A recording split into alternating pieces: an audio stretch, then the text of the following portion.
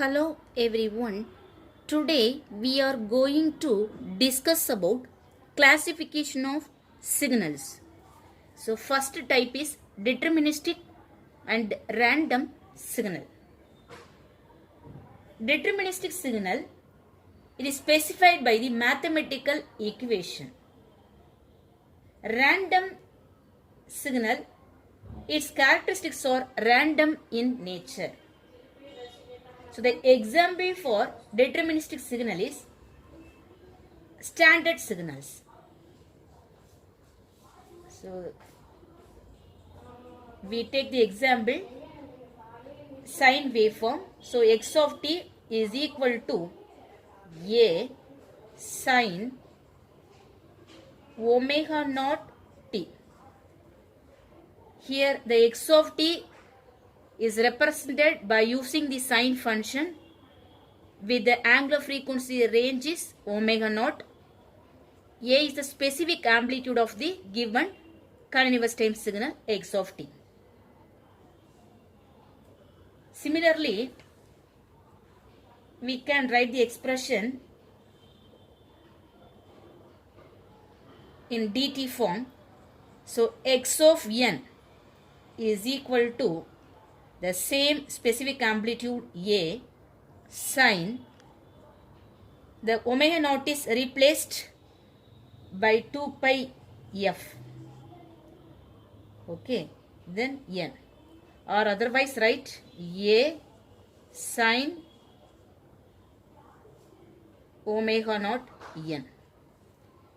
Okay, so we know that the angular frequency omega naught is equal to 2 pi f. So this is the fundamental frequency in radians per second. So this is the fundamental frequency in hertz.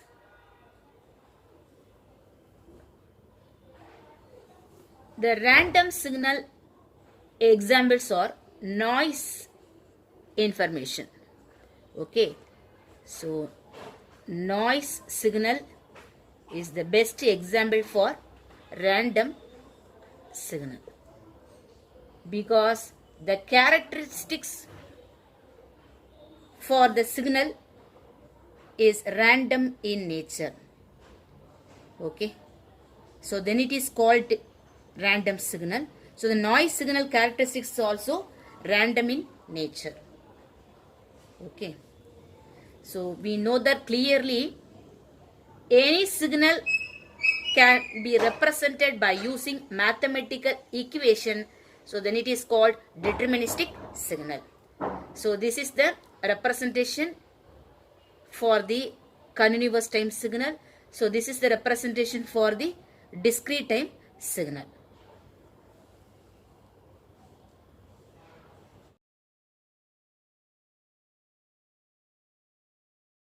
Then second type is periodic and non-periodic signal.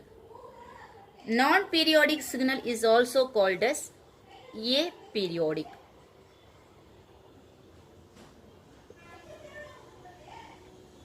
So first, what is periodic signal?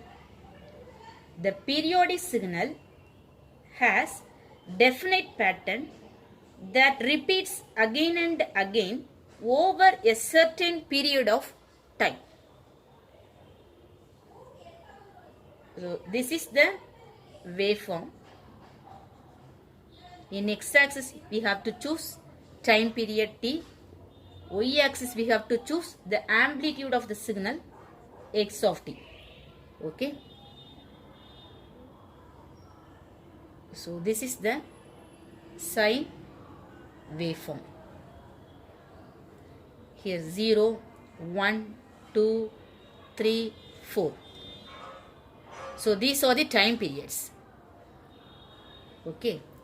So this is the continuous signal representation. So first we know that periodic signal condition.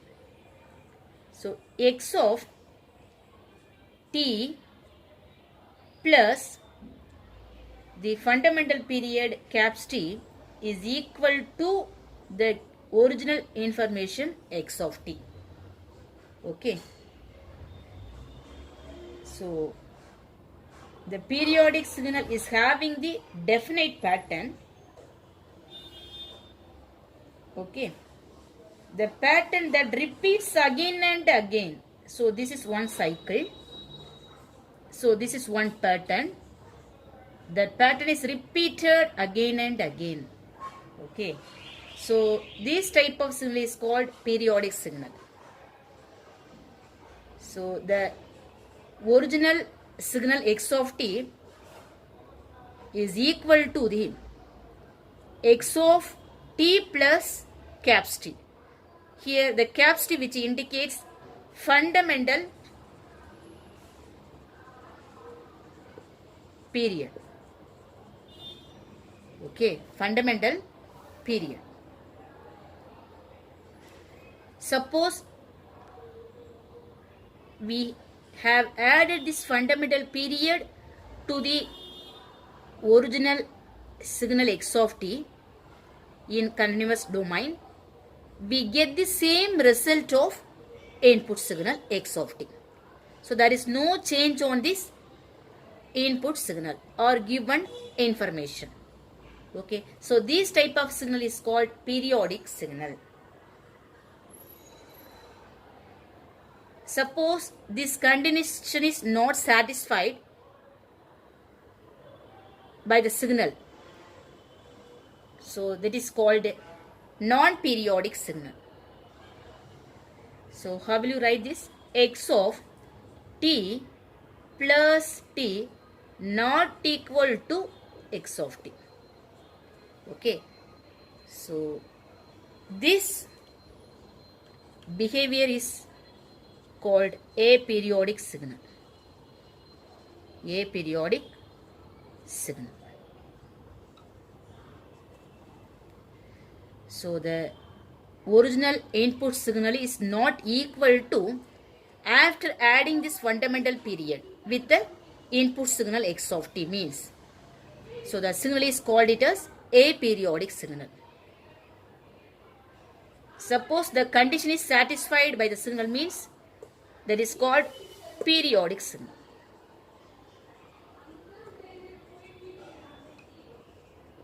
Okay.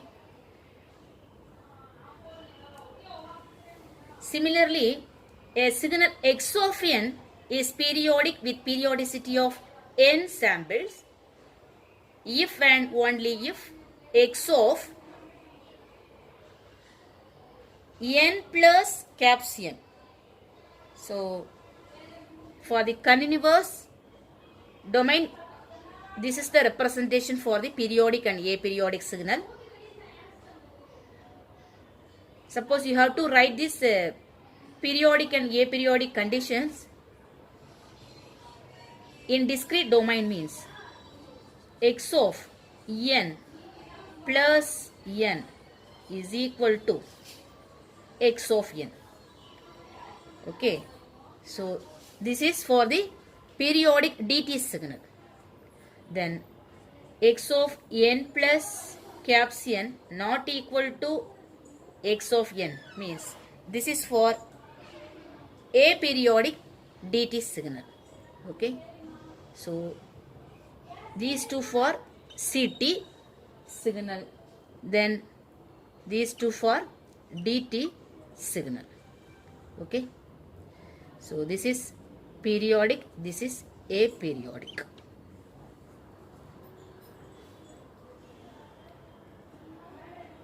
Then we know that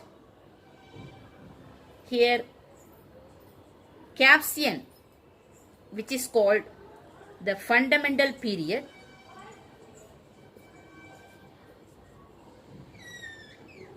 for the fundamental period for the discrete time signal. Caps t is the fundamental period for the ct signal. Caps n be the fundamental period for the dt signal. Okay. Then next, how to draw the periodic discrete time signal. Let us see. So first, draw the x-axis line. So the discrete time period is n. Okay. Then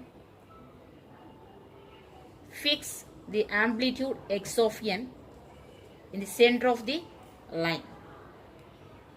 So the origin time period is 0. The next, draw the waveform. So this is one amplitude, this is one amplitude, then this is one amplitude. So here 1, 1, here 2, then here 1, 1. So negative amplitude means we can write -1, -1. Then here is also in left side portion -1, -1. Then here first amplitude is 2, then 1, 1. Here 1, 1. Then next, here 1, 1. Then here 2.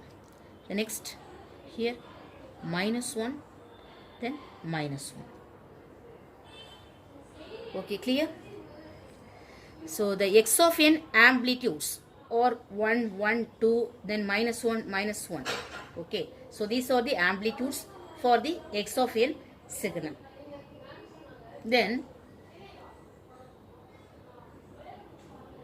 see this figure. The signal is starting from this portion 1, 1, 2, then -1, -1. So these are the one cycle. Okay, 1, 1, 2, then -1, -1. These are the one cycle. Then here 1, 1, 2, -1, -1. These are the second cycle. Here 1, 1, 2, -1, -1. So these are the third cycle. Right? So the signal is having 3 periodic cycles of informations. Okay, the signal is represented by using the stem signal. So then it is called discrete type of signals. So that is DT signal. So we know that clearly. So the sine waveform as well as this discrete time information in terms of stem signal. So these are called periodic waveforms. Periodic waveforms.